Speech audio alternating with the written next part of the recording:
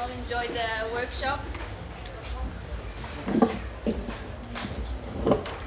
I hope you all enjoyed the workshop that was here before. It looks really beautiful.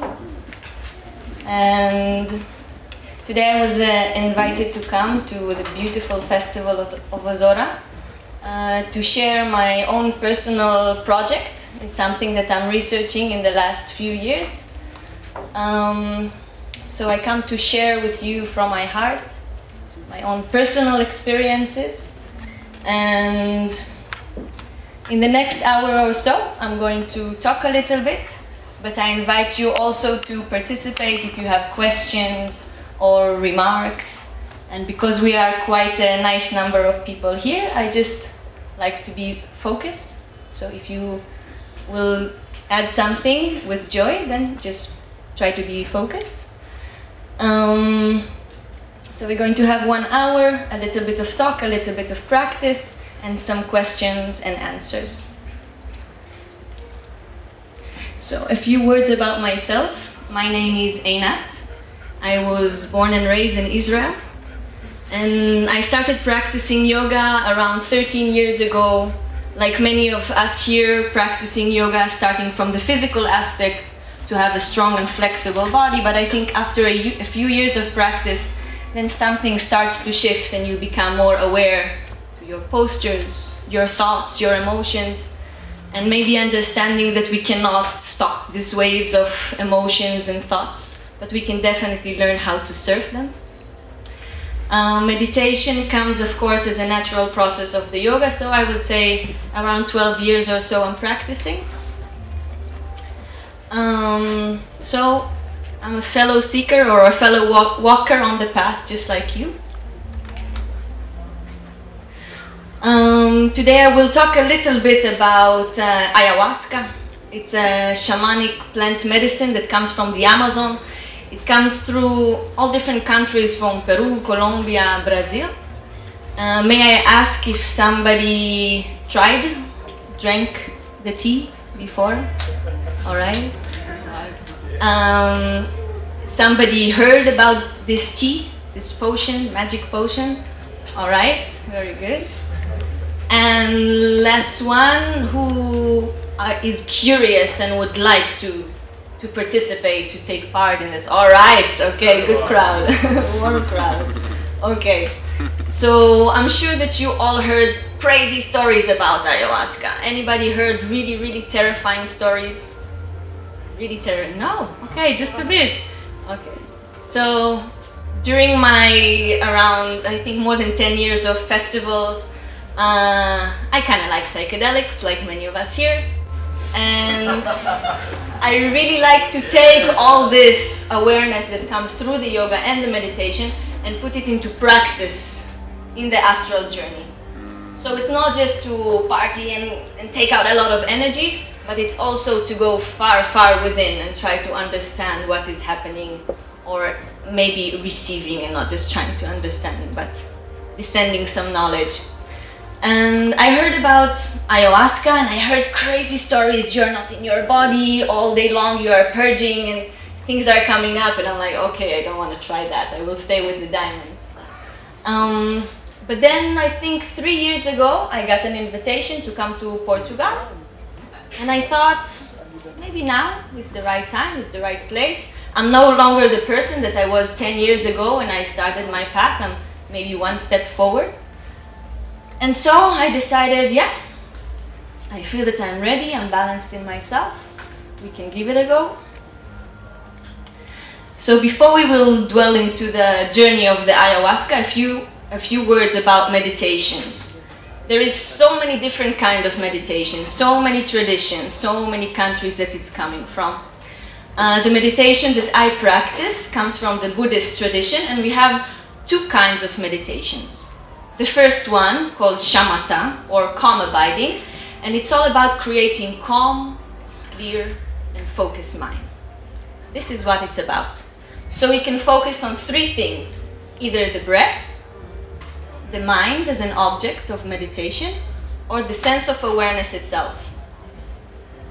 The second type of meditation is we want to use this tool of calm, clear, focused mind and we want to interrogate and penetrate into some concepts that we are interrogating, like, for example, compassion, love, kindness, equanimity.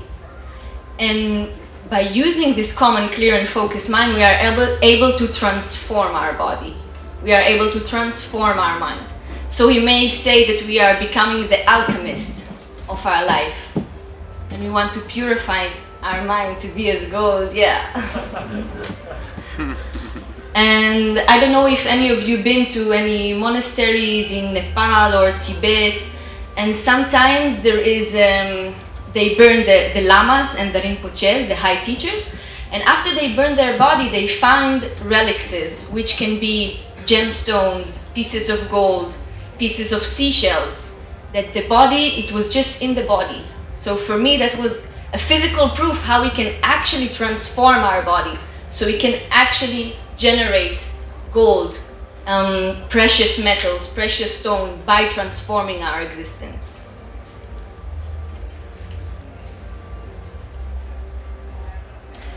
A few words about what is yoga. So as I said before, many of us start yoga from the physical aspect because we want to be fit, because we want to be more flexible, because we have some health issues.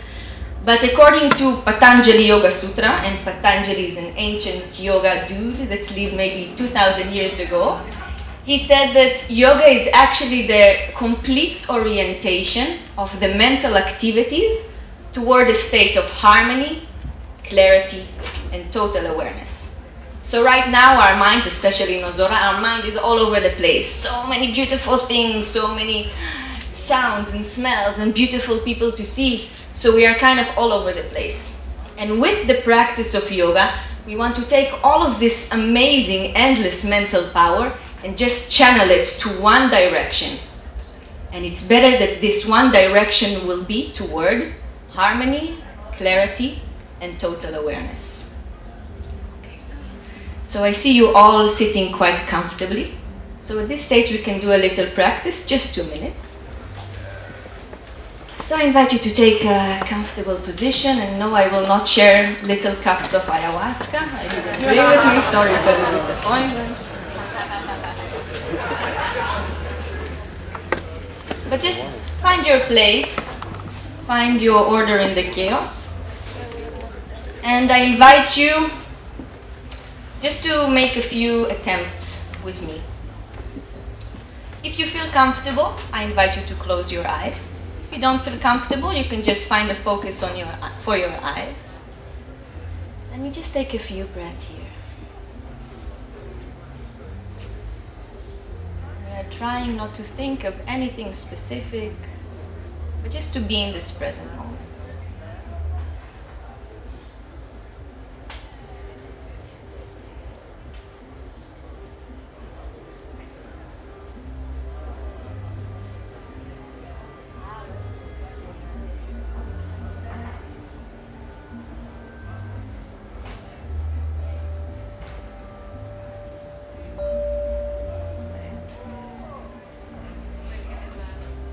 You to come back.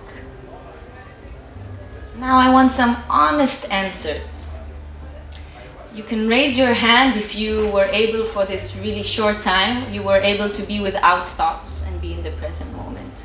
Honest hands, all right. All right, okay. So let's do the second attempt. I invite you again to close your eyes if you feel comfortable, or find a place of focus for your eyes.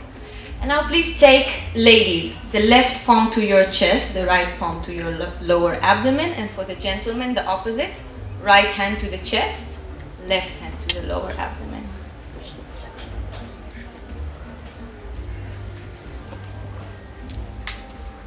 And we will take here 6 conscious breaths, meaning that we are focusing on the inhale, expansion of the chest, expansion of the abdomen on the inhale, and exhale, contracting the abdomen and releasing the chest. Just 6 breaths. Focusing on the sensation of the breath in the body. That's it.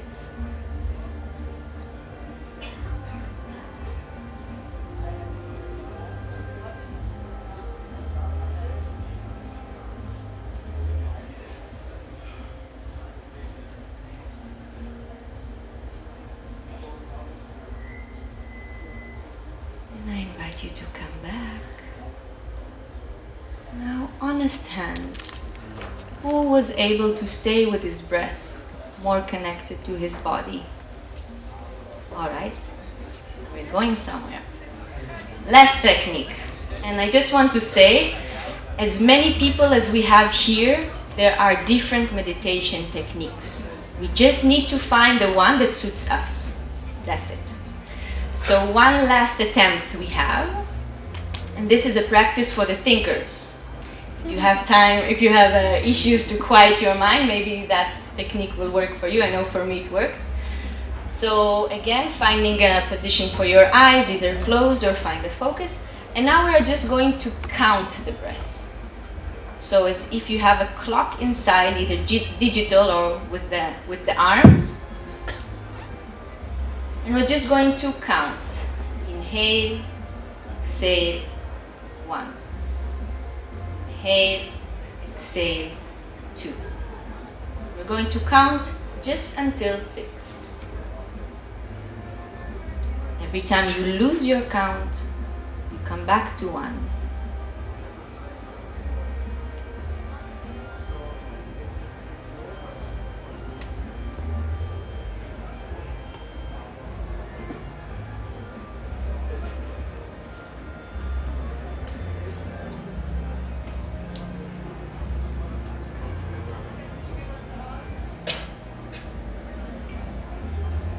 And I invite you to come back.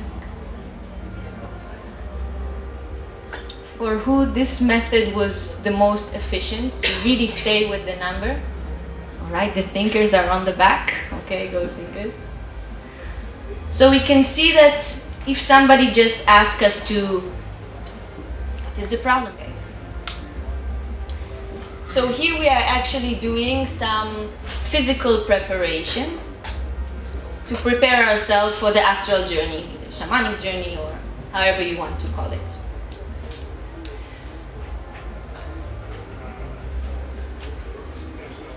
One of the most beneficial things that I found, whether it doesn't matter which practice you have, is to give an intention to your practice. Meaning that before you start your asana practice, your meditation, your shamanic journey, your place in the party, you go visit somebody, just generate a true intention. What would you like to receive and what would you like to give? And I know that in Buddhism many times we hear life is suffering, and this suffering, this uncomfortable, not finding a place can be a great teacher to generate a strong intention. I want to get out of this suffering. I want to be with a calm, clear, focused mind. I just want to be in peace. And once we cultivate a really strong intention, that's really strong, that kind of burns within you, then this will be your compass to the journey. So I invite you, if you're going to fly high in this festival, I invite you and try to cultivate some intention. With this journey I'm going to do today, I want to share love. I want to open my heart. I want to discover my creativity. I want to release my blockages. I want to observe what is alive within me. So many intentions, just choose your own. One more thing as a preparation is the question, what is your inner scenery? Meaning, how do you nourish yourself, but not just physically? What is the music that you are listening? What things are you reading? How much are you polluting your mind? Are you just shoving more things into a closed room? Or you are able to move some things out with the old and bring beautiful things in? Or maybe just to be in a clear space a bit. So we are actually able to plant an inner forest with yoga, with meditation, with creativity. And when I say yoga, it doesn't just mean asanas like we see in yoga books or people that are practicing, but it can be running, swimming, playing soccer, everything that makes you just be in this present moment. Like when you are running and suddenly it's just the body moving and you have total clarity in the mind. So this, when I say yoga, I refer to this. So every time that we are doing this, giving our mind some space, generating good intentions, we are able to plant a beautiful forest. And this is the things that will reflect to us in the astral journeys, in the shamanic journeys. But also, if you are sensitive, you will see it in everyone that you are looking on, in every minute of your life. And so 3 years ago, I arrived to Portugal after I was invited to participate in a ceremony with my friend. And this is just how the place looked like. So some beautiful people playing instruments and kids and running water. And we really did the long preparation to connect to the place itself as a part of generating intention and to do some practice to connect with ourselves. So there is a great deal of the company that you are doing this shamanic journey with. If we are talking a little bit in a professional terms, then the sympathetic nerve system can calm down a bit once you realize that you are among friends, that you are among family. And once this fight or flight mode is not active, we are really able to go a bit deeper into ourselves. And so 3 years ago, this was the first ceremony that I participated in Portugal with good friends and live music and good intentions, working a bit on the place. I had a friend that came from Brazil with the medicine itself, and the medicine that we drink called Shamanic, and it is a specific type of ayahuasca. And ayahuasca is basically a tea, chá in Portuguese, and it is built out of two plants. The first one holds the DMT, the active substance that we have it in our brain when we are born and we die. And many animals have it and many plants have it. So nature kind of naturally works with this beautiful substance. And the second plant of the ayahuasca is the one that tells the enzyme in your stomach to stop break it, meaning that we can feel it. So this is the components of the tea. And this shamai tea is a special recipe. They cook it maybe 3 weeks on the fire until it gets black and thick. Very good. And so we arrived to the first journey. And of course, me as an intense student, I came from a 10-day Buddhist retreat before, so my mind was really focused, my body was open because I did the yoga every day. And when I arrived with my friends, drank the first cup, and suddenly, slowly looking at the fire, slowly, I discovered just layers of beauty. Like when a rose is open, just petal after petal, just beauty unfolds. And many people share the same experiments, that there is this kind of geometrical shapes. If you have a computer of Mac, they have nice screensavers, it's very similar to that. Thank you, Steve Jobs. So just layers of beauty, and for me it was like an entity of a fungi, just like moving a bit and inviting me to slowly come with them and join them.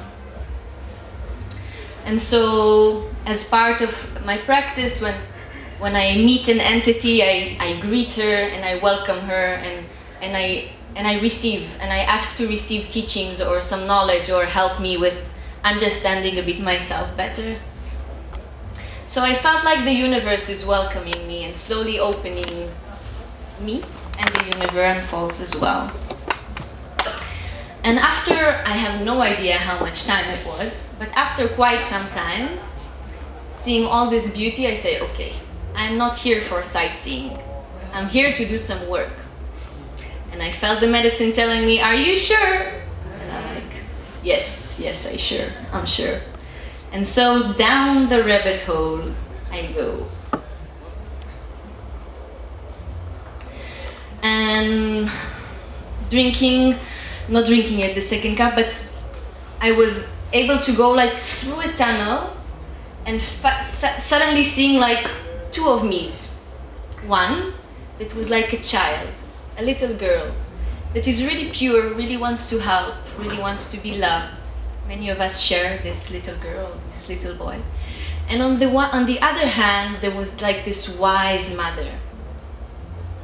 So for me, it was quite a different perspective, because I didn't realize this before. I didn't study this, not in yoga and not in meditation. So I was not sure in what box should I fit this concept. So I decided to put the box aside and just to be with the experience, not trying to figure it out while I'm doing it. And so while this little girl is asking mother, but why? But why is things like this? But why people are suffering? Why do I have this anger? Why do I have this?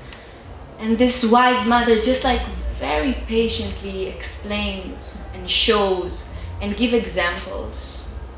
But both of them were me.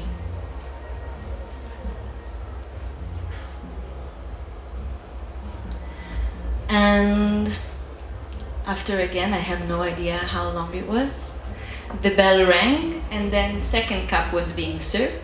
Usually in the communion juice ceremony, there is 3 serving of cups.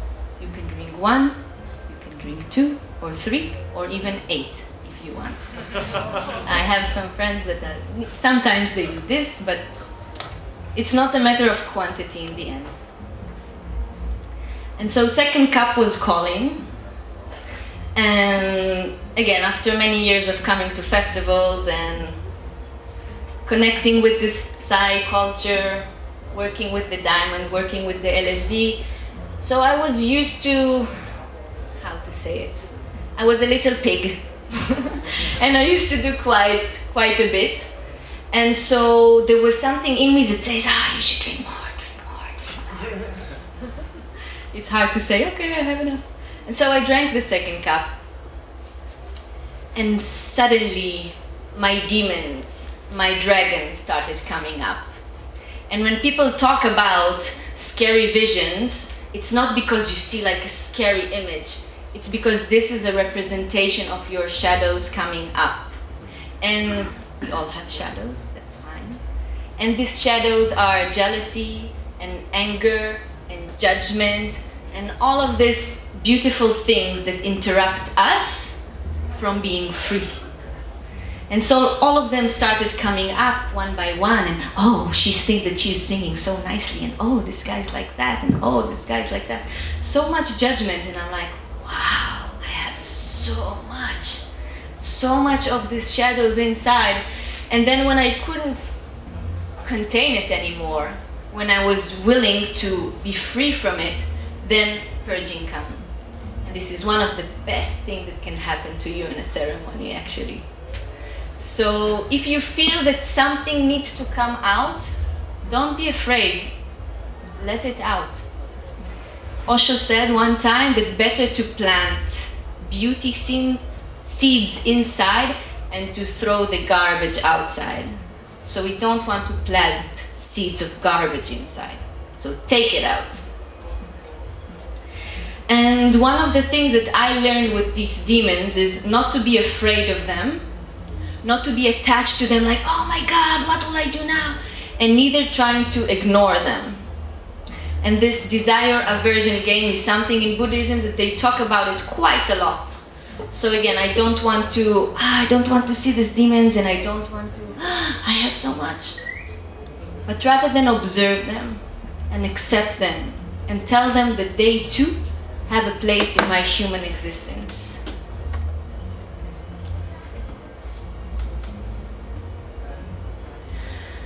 And in times like this, that it can be quite frustrating sometimes when we are shown with all of our flaws, we can come back to our intention in the beginning of the ceremony. And here I would like to.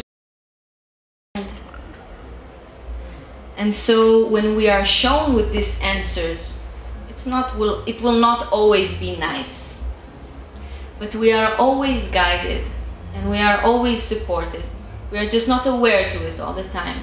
And so we can always come back to our intention. Every time that we find ourselves a bit lost in the journey, come back to your intention. And more than this, come back to your breath. So we did 2 practices of the breath before. I invite you to use it. The next time that you are even standing in line and you're hot and sweaty and you're like, come on, go back to your breath. Whenever, next time maybe that you have an argument with somebody, or just within yourself that you are in this loop of thoughts and nothing good comes out of it, it's 90% repetitive, you just go back to your thoughts. You go back to the breath, sorry. As an integral part of the ceremonies that we do, it involves singing. And singing is nothing new, it's quite ancient. And I think in our Western culture it kind of neglected to the side. But as the practice that you did before here in the beautiful workshop, connecting to the sound, connecting to your own vibration, we can generate something in the body, we can shift something in the body. And so many times the songs that we are hearing, it doesn't matter from which tradition or which language, they are kind of directing your journey. And so at some point, while I was kind of journeying around, I felt like a balloon, and the song is like the string that connects me to earth. So maybe further away I could hear it, but it was there when I needed it. So this is another point of focus. We have breath and we have song. And one more thing that helped me a lot, especially when my demons arrived, is to cultivate compassion. And I will just state the definition that I use for compassion. Compassion is to generate a wish, a true wish from the heart, for somebody to be free of suffering. But not just from suffering, but the causes of suffering as well. So we can generate it first of all for ourselves. May I be free from all suffering and causes of suffering, but also to generate it to our friend that is around us in a circle. So this is the third practice that we can do every time that we see demons coming up or something that is not flowing.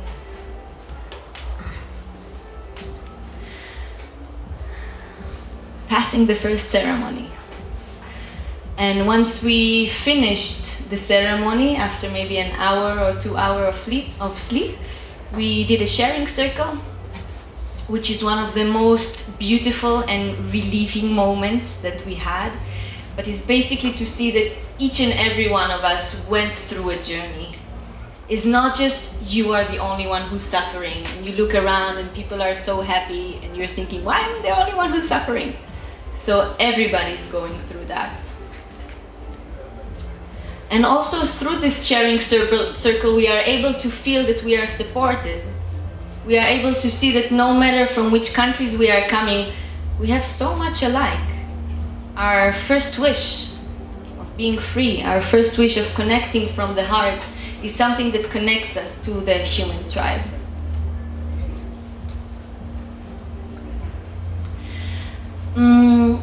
So when I was in Portugal for the first sessions of ayahuasca, we did 2 ceremonies. One ceremony, 1 day of rest, and another ceremony. And between this 1 day of rest, I was able to be with all of my friends that I didn't see for a few months, and their kids, and we were in Portugal in the nature, very beautiful, but I was suffering severely. Coming from India, from a Buddhist retreat, which was so peaceful, and I had all of the space, and it was in silent, luckily, so I didn't even need to speak. Suddenly, on the one hand, I'm with people that I love, but on the other hand, I don't have 1 spare minute of peace of mind. So I was struggling quite a bit with this.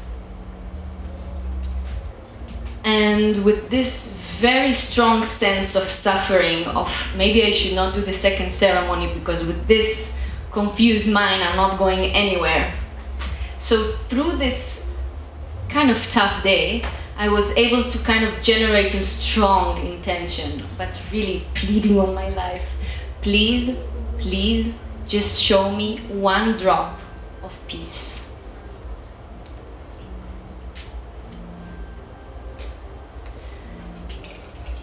And again, I would like to refer to some Buddhist teachings that suffering is a very, very important process in us breaking free. Because sometimes when we are cruising in life and everything is okay, it can be quite condescending to think that you're okay, there is nothing too severe going here. But when we are facing some great difficulty, some challenge, then we really find our power. And so we can generate strong intentions from this suffering. Please help me break free from this suffering. Please show me how to deal with my judgment, with my anger. And second ceremony arrived with this strong intention. And this ceremony was very, very different from the first one. And I'm sure that the people that drank here know that every time that you drink is a totally different experience. Can I get an agreement on that? All right. And so it's really magic. I really don't know how to explain it. It's totally different sometimes. Sometimes you are not in this existence, you're in another dimension. Sometimes you're planted in the ground and there is no vision. Sometimes it's just a warm feeling like you're receiving a hug from the universe. Every time is different. It depends what you need. And for me, the second ceremony was really navigating. But it was not navigating with this divine mother or creator. I find that this being is a bit different from the divine realm. It's kind of a mediator between the human existence and the God realm, or however you want to call it. And so it's a being of itself, the ayahuasca. Whether it's just in our brain or whether it's a real entity, there are different theories about that. But it has like this character that comes out, a being of the night. And so I was sitting in our ceremonies. We are usually sitting on the ground, not on chairs, and kind of repeating my mantra of please just show me one drop of peace. And the sensation was as if I am going up of my mind, as if I have chakras, energy centers above my head that I did not know that I have. But with every breath I was able to go to the further one and the further one. And then I noticed how much concentration I need for this. And so here I would like to do another experiment with your permission. So again, I invite you to find a comfortable position as much as possible.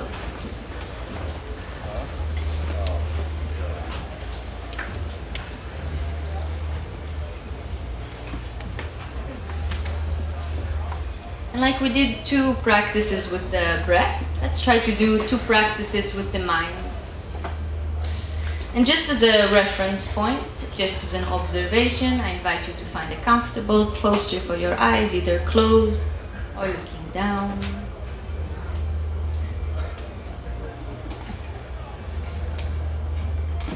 And I invite you just to observe the thoughts. And when I say this, I mean that you are being projected with this movie. So just see the movie that is being projected.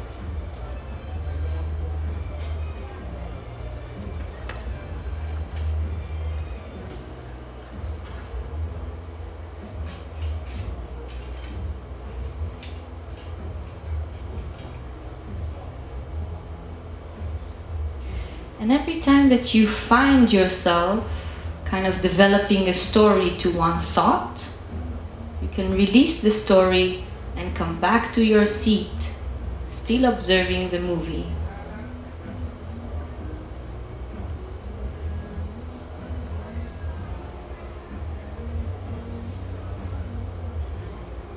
So I invite you to open your eyes.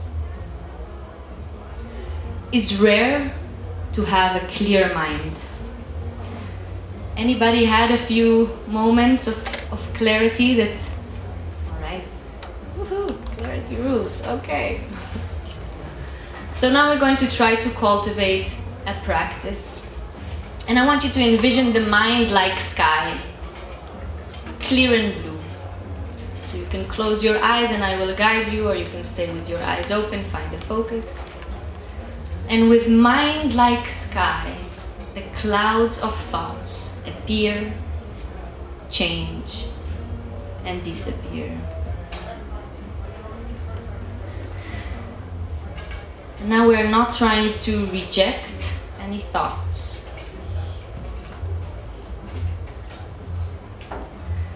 We are not trying to create a story or a translation to the thoughts. So every time that you find yourself following one, zoom out and observe the sky, not just one cloud.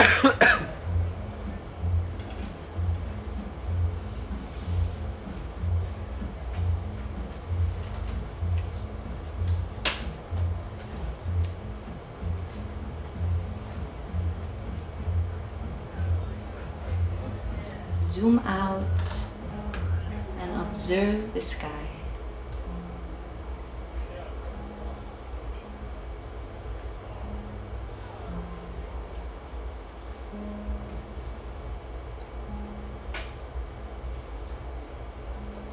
I invite you to come back.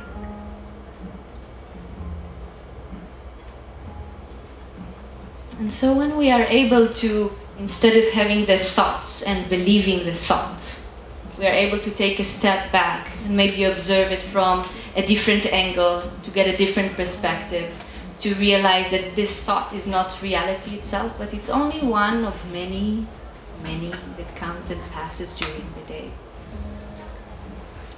And the second technique, we're going to find a gap. If thoughts are like movies, it builds in frames. So we want to slow down this process and maybe see when one frame finishes before another one starts. So I invite you to close your eyes or look down.